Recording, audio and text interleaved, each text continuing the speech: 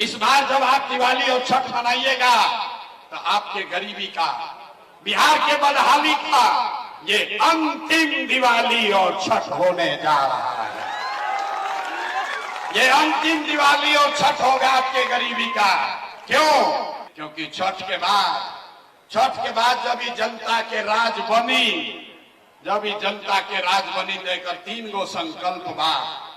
पहला संकल्प सब लोग याद कर लीजिए, जिसके घर का जवान सवांग बाहर गया है मजदूरी करने, आपके बच्चे जो पढ़ लिख कर बेरोजगार बैठे हैं, उसको सरकारी नौकरी मिले चाहे न मिले, लेकिन जब जनता का राज बनेगा छठ के बाद, तो साल भर के अंदर जितने आपके सवांग गए हैं बाहर मजदूरी करने, जो बच्चे यहाँ बेरोजगार बैठे हैं, सभी के लिए कम से कम 10 से 12 हजार रुपया के रोजी रोजगार का व्यवस्था यही बिहार में करके दिया जाएगा।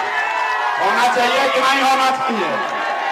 समर्थन में हाथ उठाइए। होके के चाहिए कि ना होके के चाहिए? जनता के राज में तो रुए के तय करे के बाकी का होके के चाहिए। सबसे पहले रोजगार होना चाहिए कि नहीं होना चाहिए? होना चाहिए। दूसरा संकल्प, जिसका उम्र 60 वर्ष का हो गया, जिस महिला पुरुष का, जिसके घर में भी कोई आदमी 60 वर्ष से ज्यादा रह रहा है, नीतीश कुमार अभी उसको भीख के तरह 400 रुपया का पेंशन दे रहा है।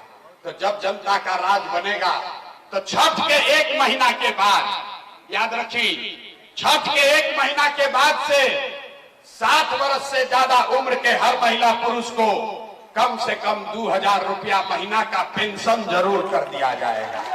होना चाहिए कि नहीं होना चाहिए? इधर का लोग सुस्ता रहा है, बताओ होना चाहिए कि नहीं होना चाहिए? होना चाहिए। तीसरा और अंतिम संकल्प, जिसका बच्चा 15 साल से कम उम्र का है, गरीब का बच्चा अभी जाता है सरकारी स्कूल में पढ़ने, वो पढ़ता नहीं है, खिचड़ी खाया, मास्टर साहब भगा दिए।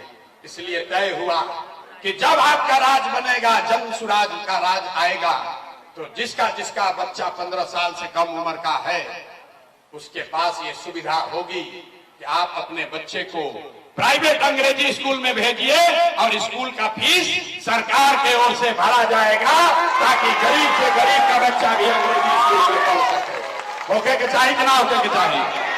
गरीब का बच्चा भी अंग्रेजी स्कूल में पढ़ना चाहिए कि नहीं पढ़ना चाहिए? पढ़ना चाहिए ना? एक बार जरा बच्चों के लिए हाथ उठाकर बोलिए, पढ़ना चाहिए कि नहीं पढ़ना चाहिए?